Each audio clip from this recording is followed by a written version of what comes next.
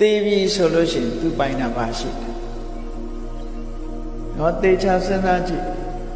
ရာထူးဘလောက်ကြီးကြီးပစ္စည်းဥစ္စာတွေဘလောက်ချမ်းသာ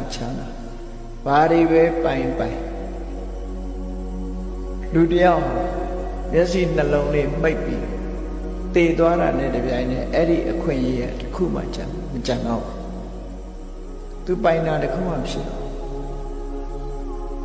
သေဆုံးသွားလိုက်တာနဲ့တပြိုင်နက်အကုန်လက်လွတ်ဆုံးရှုံးသွားနောက်ဆုံးမှာကိုယ်တိုင်ဆောက်ပြီးနေတဲ့အိမ်မောတောင်မှကြာမထားဘူး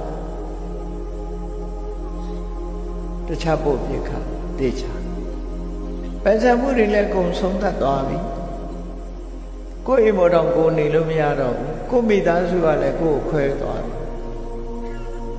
အဲ့တော့မျက်စိလေးနှလုံးမမိတ်ခင်လေးတော့ဟာပါရီပိုင်းတယ်ညာရီပိုင်းတယ်စသဖြင့်ပိုင်ဆိုင်မှုတွေနဲ့ဂုဏ်ယူဝင်ကြွားပြီးနေနိုင်တော်လည်းပဲသေခြင်းတရားနဲ့ရင်ဆိုင်လာလို့ဘဝကိုဆုံးလိုက်ပြီဆိုတဲ့အချိန်ကစပြီပိုင်ဆိုင်မှုတွေအားလုံး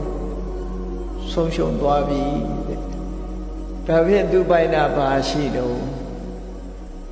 ဘာပိုင်တာရှိတော့ကိစ္စအာရယကိစ္စတိနောက်ဘဝသွားတာသူတယောက်တည်းသွားတော့ဘာယူပြီးတော့အိမ်မောကဆင်းသွားတော့ကားကိုယူသွားလို့ရလားစိတ်နေရွှေတွေယူသွားလို့ရလားပိုက်ဆံတွေယူသွားလို့ရဘာတစ်ခုမှယူသွားလို့ဘာဟာသူယူသွားလို့ရတော့နဲ့မိကုံထုတ်တာကိဟိတတတက္ကံဟောတိဘာကသူပိုင်တာဖြစ်သေးတယ်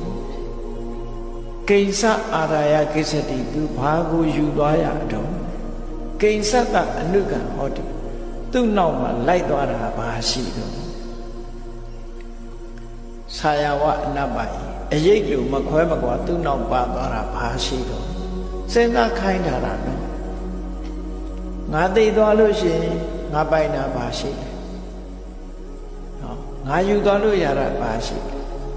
ငါနောက်ကပါလာမှာဘာရှိလဲဒီအချက်၃ချက်ကိုစဉ်းစားကြည့်အဲ့တော့မြတ်စွာဘုရားကရှင်းပြတယ်ဥဘောပုံညင်စပပင်စယမစ္စောကုရုတိဣဒလက်ရှိဘဝမှာတဲ့တရဝတူလူသားတူဟာကောင်းတာလုပ်တယ်မကောင်းတာလုပ်တယ်ကုသိုလ်လုပ်ငန်းတွေလုပ်တယ်မကောင်းတဲ့အလုပ်တွေလုပ်တယ်ကောင်းတဲ့အလုပ်တွေလုပ်တယ်အဲ့ဒီကိုလုပ်တဲ့လုပ်ရက်တွေပဲတန်ဟိတတတက္ကံဟောတိကိုလုပ်ခဲ့တဲ့အလုပ်ဒီပဲလေဘာကြောင့်စဉ်းစားကြည့်ကိုလုပ်တာကုသိုလ်လုပ်မယ်အကုသိုလ်လုပ်မယ်ကိုယ့်ရင်ထဲမှာဖြစ်သွားပြီစိတ်ကောင်းနှလုံးကောင်းထားရင်စိတ်ကောင်းနှလုံးကကိုယ့်ရင်ထဲမှာဖြစ်တယ်ညစ်ပတ်တဲ့စိတ်ဓာတ်တွေမွေးရင်ညစ်ပတ်တဲ့စိတ်ကကိုယ့်ရင်ထဲမှာရှိတယ်မကောင်းတာပြောတယ်မကောင်းတာလုပ်တယ်ကောင်းတာပြောတယ်ကောင်းတာလုပ်တယ်ဟောကောင်းတဲ့အလုပ်မကောင်းတဲ့အလုပ်ခေါဏကိုယ့်ရင်ထဲမှာဖြစ်ခဲ့တဲ့အလုပ်တွေဒီဘဝမှာမသေးခင်လူတွေဟာနေ့စဉ်နဲ့အများလုပ်တယ်စိတ်နဲ့ကြံတွေးတယ်နှုတ်နဲ့ပြောဆိုတယ်ကိုယ်ဒီလက်အောင်လုပ်တယ်အဲ့ဒီကိုယ့်ရဲ့လုပ်ရကံသီသာလင်တင်ကြီးတတသက္ကံဟောတိတယ်အဲ့ဒါသူ့ရဲ့သူပိုင်တဲ့အရာအဲ့ဒါပဲရှိအဲ့တော့ဒီနေရာမှာသူအိမ်ပိုင်တယ်လို့လည်းပြောကားပိုင်တယ်လို့လည်းပြောရွှေငွေစိတ်ရှိရတနာတွေသူပိုင်တယ်လို့လည်းပြောနော်ပိုင်ဆိုင်မှုဆိုတာမျက်စိလေးနှလုံးမမိတ်ခင်မသေးခင်လေးအတွင်းမှာပိုင်ဆိုင်မှုတွေဆိုတာအကုန်ရှိတယ်သေလိုက်တာနဲ့တပြိုင်နက်အကုန်လုံးဘာမှမပိုင်တော့အဲ့ဒီအချိန်မှာသူပိုင်တာလို့ဆိုလို့ရှိရင်